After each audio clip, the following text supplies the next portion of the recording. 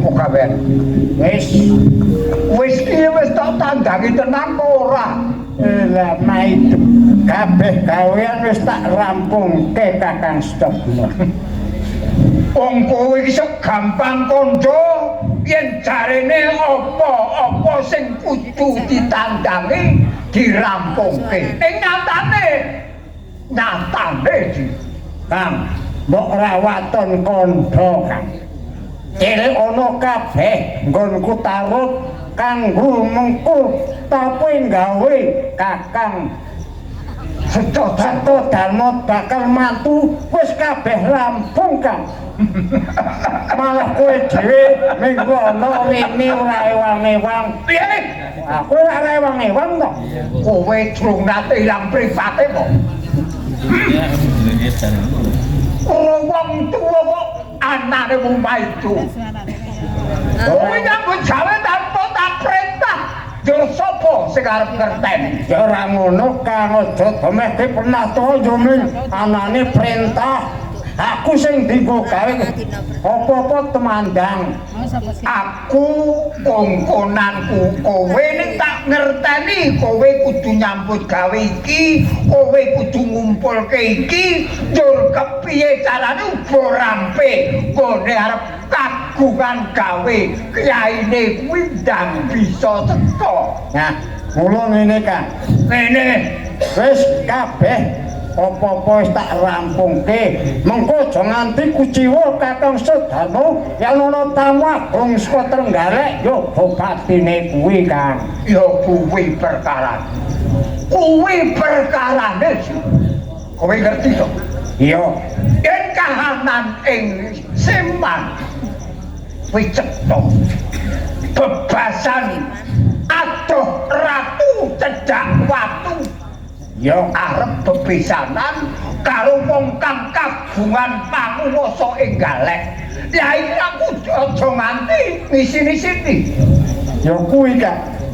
Upama nganti ku dadi kuciwane Kakang Sudarmo ana bupatine teko. Sabene Kakang Sudarmo. Oh, nang kene iki do takon nyambut gawe kok boten bengkereng ngelih po.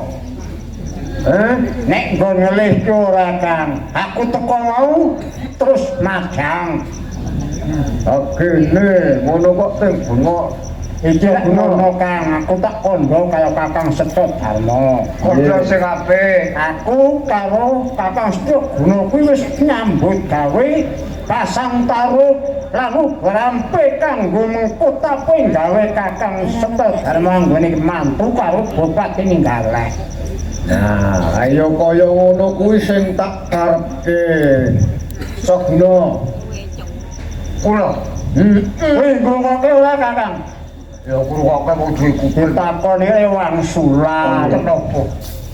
Sing sisih kono tok pasang janur perlune ben ngerti nek dalane mlebu ki saka sisih kulon. Uga rampe. Sedaya sampun dumawis.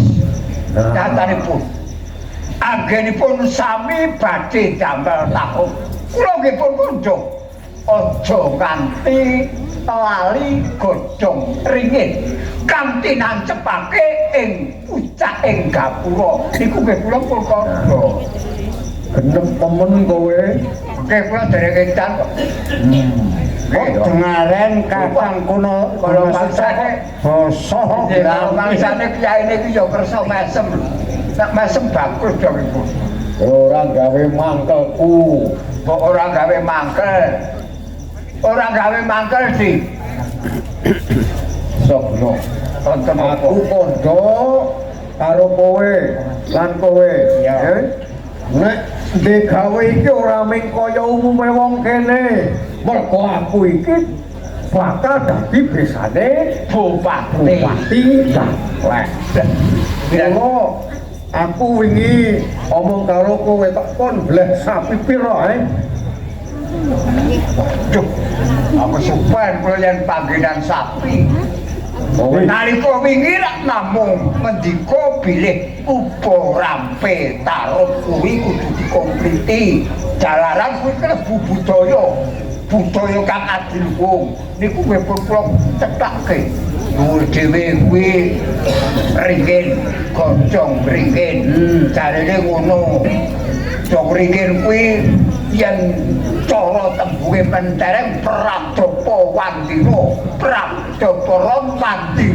waringin pranyata pralambanging pangayomaning trah ing tanah Jawa. Kula wipun apa ini ora mung cukup masang godhong ringin boten wak pasae wis sapi 100 sapine sinten tanggane ayo tuku kok Neng ngene Kang Setodharma. piye Ono perintah kanggo brampe beles sapi kuwi kanca-kanca kabeh jenanggure wis padha tak perintah. Dadi mengko ora bakal ngecewakan. aku wah wong-wong kena nganti ana sing iku ajeng undang piyayi pinten to ayo 5.000 boten kurang ora ayo dateng malah anu mawon piye ayo 5.000 niku kudu kagem sik panggal wong Pak, piye iki aku sing dadi manten tenan to, Pak? ayo sih do kok umus Seneng tenan aku, Pak. Ten, mbok yo aja kesusu to, Ten. Iki ki lagi ngrembug urusan jero. Piye to, Mbak? Aku ki saking seneng kaya ngono. Iki manut wong tuwa. Aku ro bapakmu gak arep mikirke kahanan jaba urung rampung kok yo. Sik penting kowe iki seneng ten tukoke klambi anyar. Ha iya, cari anyar. Oh, iki aku arep bukan bapakmu sing arep tak tukuke apa wae ngono kok. Aku wis pesen kae lho, Pak. Tapi sing kondang kae lho. kuwi jenenge juru paet Kuwi Lah kowe seneng arep ngundang sapa? Sing kondang ning Pulau Prabu ki sapa? sapa to aku lali jenenge ngerti ra, Pak? Kowe paet dukune ngadiem apa isih urip po? cecai je nek ngundang ki sing genah mbokmu kowe kuwi lahmu blonjo ngandani wong-wong wedok kana klebu bojone setelah guna kuwi tok omongi ndanganu arep ora nyumbang ora Lah sing apa-apa tak kandhani ki ya sedulur-sedulur sepakne. Nek wong tangga teparu ki ya kabeh tak kon kabeh. Aku ki mau kesel wis nane Pak Dukuh, nek Pak RT, nane Pak Lurah aku mau njaluk bantuan Pak Lurah gedang setondo. bantuan piyaine Simbok ki piye yo to? malah mesaken dateng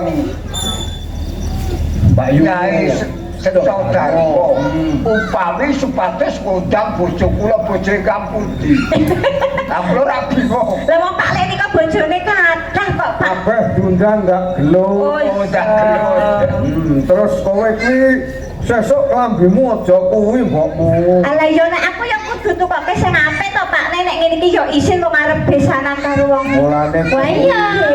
kowe arep kepiye sesuk Aku yo njaluk sing mompior kae seragam karo sampean to Pak Ne.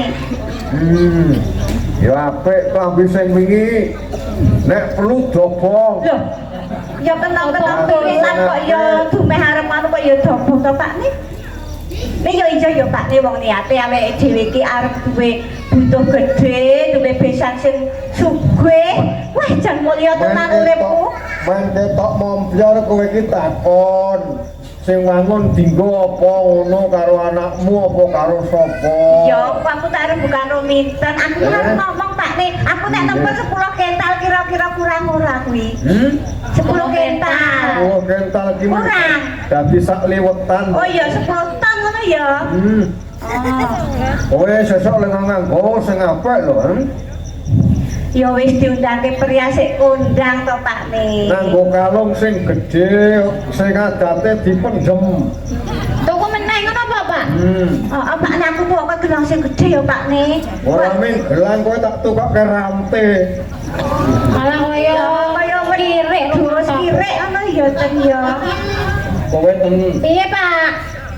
kowe iki kala mangsane klambimu sing wis do lungset ki tok obong utawa Obong. pendem nek ora dilungsurke bojone. bojone lho. Apa ya cilik ngene iki, Bu? Ketoke mbiyen ngelemu. Karak sing Sentolo. Beda. Sing Solo cilik.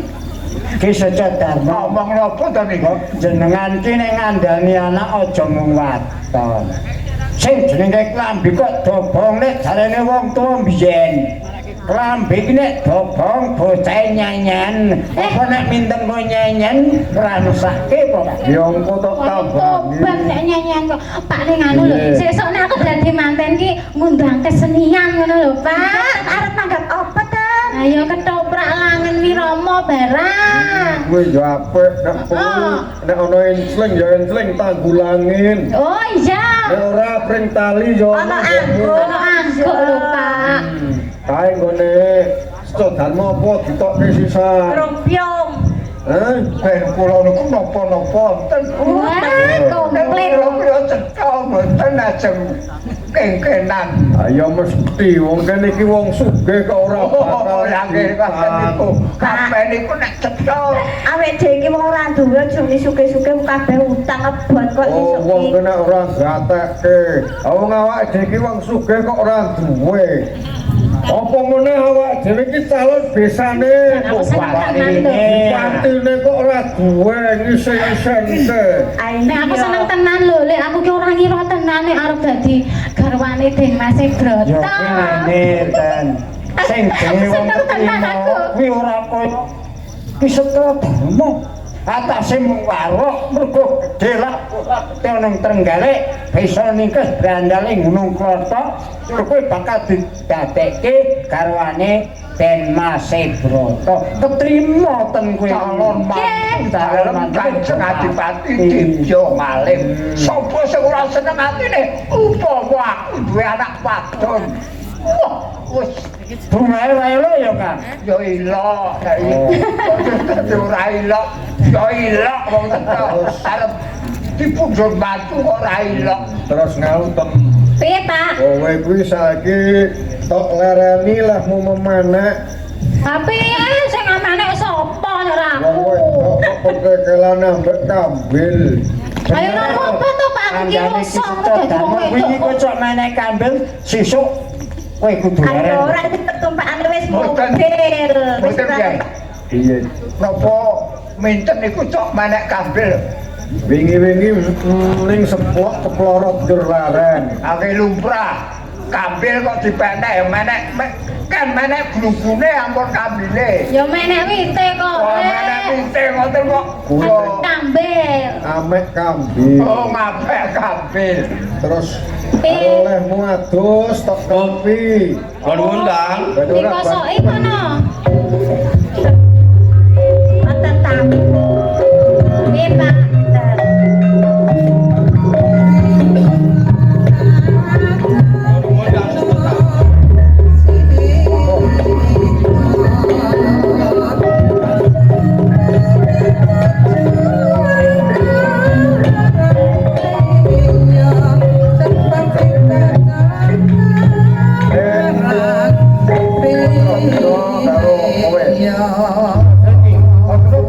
Iki kowe do neng guri, tak rampungke sing durung tumata kae.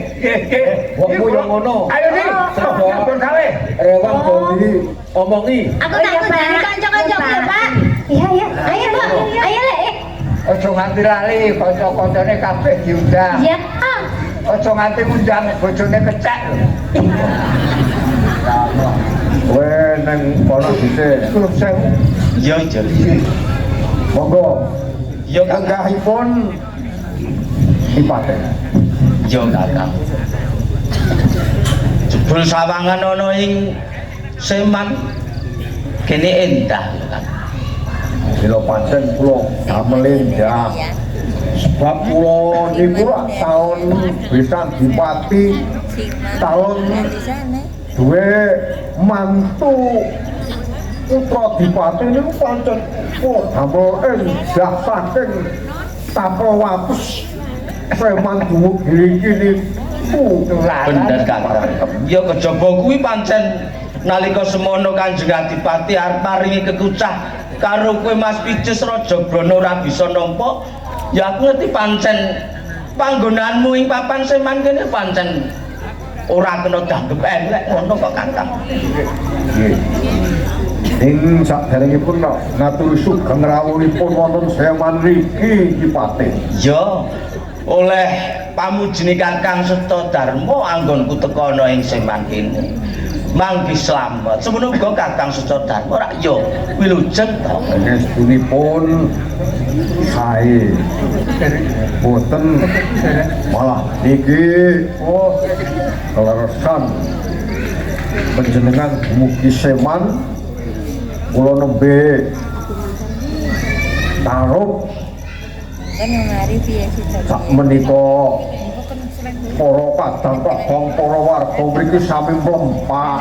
Iya aku ngerti kok Kakang pancen ana ing jabaning omahmu iki padha nyambut gawe gumregut mbok nganggo tata-tata ing mengkone kanggo apa kuwi jenenge ing tempuk ing gawe ngono Kakang. Ning ngene ya Kakang. Aku tekan ana ing seman kene sepisan kejaba aku suwe pancen ora tekan ana ing seman ora tau weruh kahanan ing seman kaping pindhone aku diutus marang Kanjeng Adipati Sudibya Ngalim ing Trenggalek. Perlunipun ngene ya Kakang. Piye ya anggon arep kon. Ngene Kak. Nalika semono Kanjeng Adipati maringi bebungah marang Kakang Setadarma kang awujud apa wae. Mas Picis Raja Brana. Kakang Setadarma ora bisa kaping pindho rene Kakang Setadarma ora bisa nampa diparing kekucap banjur Kanjeng Adipati bakal maring kalenggan ana ing Kadipaten Trenggalek. Ning Kakang Setadarma ya ora bisa nampa to. Sing kaping telu Kakang Setadarma bakal dijak bebesanan marang Kanjeng Adipati ing Trenggalek. nggih, ajeng Ning ngene Kakang.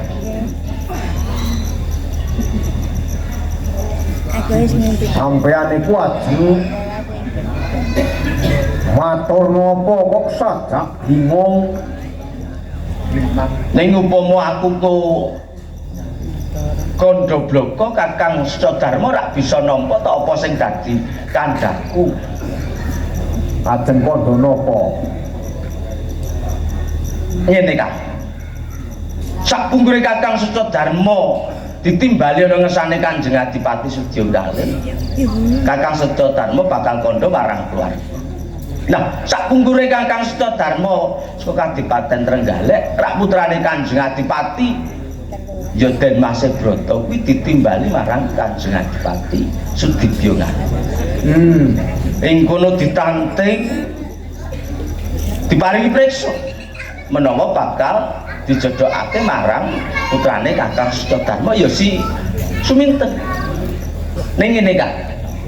Pungkasane ngrembug malah dengan Mas Brata kendran saka Kadipaten Trenggalek Kakang. Pripun? Den Mas Brata kuwi kendran saka Kadipaten Trenggalek. Banjur pripun? Kendhan pripun?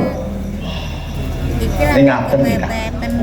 Saderengipun nyuwun pangapunten kula menika namung mundi dawuh saking ngersane Kanjeng Adipati Sudibya Ngalim bilih bebesanan kalian Ki Setadarma menika diwurungke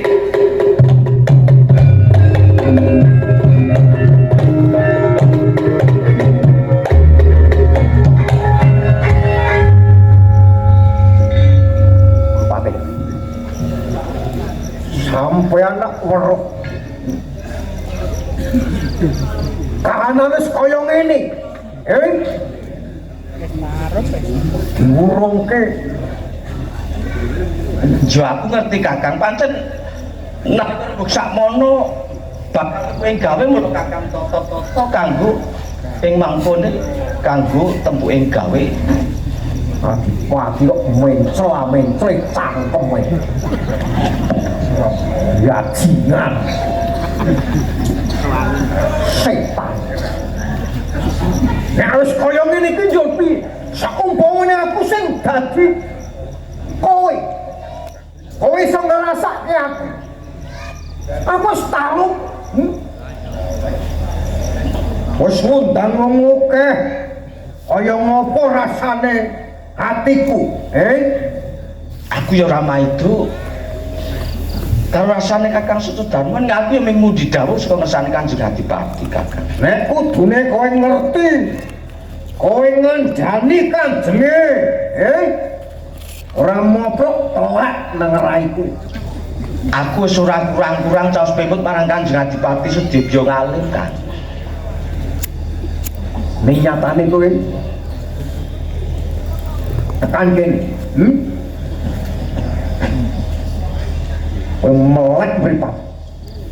Bisa sumingkir saka kene, Sing sareh ya, Kang. Sareh piye?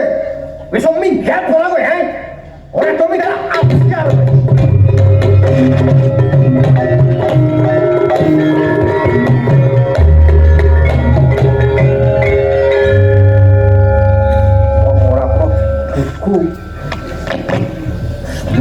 Mirang ke aku.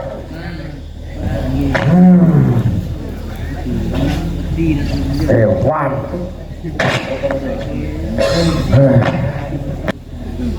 Lelakon nopo? Oh, Pak. Pak, aku wis ngendhahi kanca-kancaku lho, Pak. Pak, kancaku seneng kakek PAUD, TK, SD, SMP, SMA, kuliah kerja. Pak, kabeh tak undang. Tak takonane Pak niki kesel kok, Nduk. Ngapa to, Pak? Saya mayang-mayang ngundang wong ora ya sayang, tapi jeti ya bapakmu. kuwi jeti matamu. Enak. Wong karo bojo gemati kok sak wengi-wengine. Ngapa to, Pak? Dhewe arep duwe karo bapakmu. Atine sing longgar. Wis sak kawula tangga-tangga kuwi lho nek arep ewo kok sungone merengut. Nggih, Pak, bener lho isen-isen ke pandane. Ora-orane nek duwe utang awak dhewe iki wong calon besane. Sesuk sumbange akeh ya ten ya. Nggih. Tuwang. Pak, bapakmu. Pak nyemal-nyemal ki ana apa? Sajae anu ki ono. Kok lembo kok takon ana lek. Malah matak-matake iki lho. Ono apa? Nek kowe nakoni aku ngono kuwi yo iso ngerampungke perkara ngono apa? Menawa melu ngujari rewete Kakang Sutodarman takonane. Piro? Pak Le, Sofi niki bojoku ki kok merengut ana napa? Ya ini. Apa? Perkara niku ora cukup digembel dhewe. Ora ngira tenan. Boten kira nggih napa sedaya niku pun rampung. Aku ki ora Kula yo ngerti pun lho, Pak. undang-undang desa mriko, desa sisih bau malah kesasar pas ben rondo bojone lunga jare. Pak, aku ki ora ngira nek arep dadi garwane Den Mas Broto lho, Pak. Aku mau wis kosokan aku. Men, aku ki kincong ngono lho, Pak. Men. Wis deluluran. Ya wis to, Lek. Coba lencut lho. Enggak nane nang mburi maki ireng-ireng maki tak nggo ki. Kae iki lencut kok dadi tanggo kae luluran. Oh, apa edan? Belek senanu. Wah, Piye to, Lek? Mau wis tak cepake jare. meneng iki lak yo takon. Ya engko aku tak atus meneh. Atus neh. Dulu kondo kali ini. Ya ora ngerti apa-apa. Aku cuma gini. Piye, Pak? Ana seneng tenan lho. Kandhani. Ora pantem. Ngapa to, Pak? Dene mbokmu lan kabeh wae. Ning aku njaluk ya tenjo. Piye, Pak? Dadi wong urip kuwi sing tetet atine ngadepi lelakon apa wae ten. Lah ya aku ki wis siap ngono arep dadi garwane Den Mas Broto. Aku ki wis mantep seneng lan banget. arep. Nggih, heeh. Ini ten. Ngapa Pak arep nganu dicepetke ngono apa Pak aku sesuk wae aku yo sagu kok, Pak. Cepet ditangkemmu suwe. Iya to, Pak. Aku tak kondo ya ten yo. iki mau Ki Patih Rene. Arep nyesake rembug ngono ta? Ibu rasane. Heeh mestine. Seneng ya Mbak ya. Ora usah melu celatu mbokmu. Aku ki anake bapakmu sing ketok kengeden ki aku kok ora oleh melu-melu ki Kok kepiye to? wis tak suwek lambemu. Wis suwek kon. Wong saya mbok. Ala wis ombo. Ngene. Piye ta, Pak? Iki mau ning tenan ya ten ya sadurunge aku njaluk hatimu sing tetek sing kuat ya ten Aku ya. wis kuat kok Pak, aku wis arep dadi garwane Den Mas Broto ki aku wis saking sak gue ngono. Rek ya wis siap tenan. Ah iya Mbak. Aku wis pesen warna-warna. Wis kancaku tak undangi kabeh. Kandhane bapak rungokno. Iki mau Ki Patih kondo nek nggonmu bakal dipundhut garwa Den Mas Broto diwurungke ta.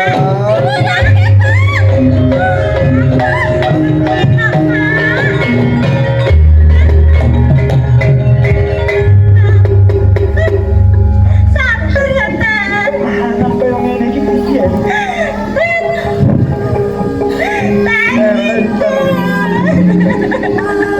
Iki yo kepiye, Bapak?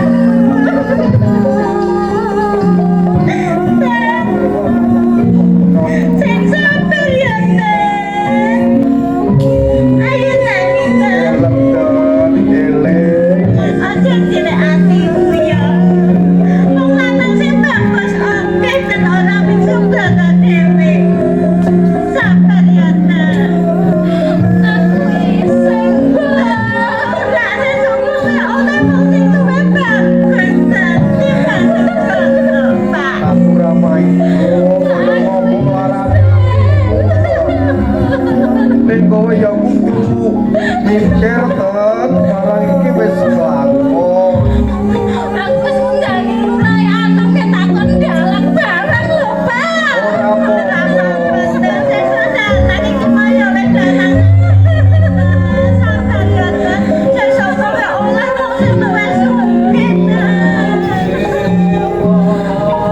Ora apa-apa. Ora apa-apa ya Pak ya. Wis ora apa-apa.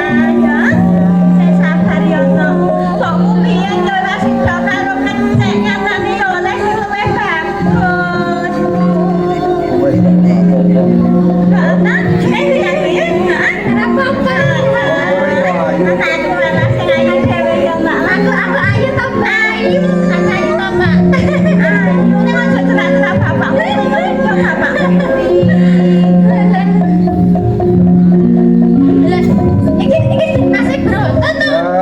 Dan Bapakmu gede. Den Mas.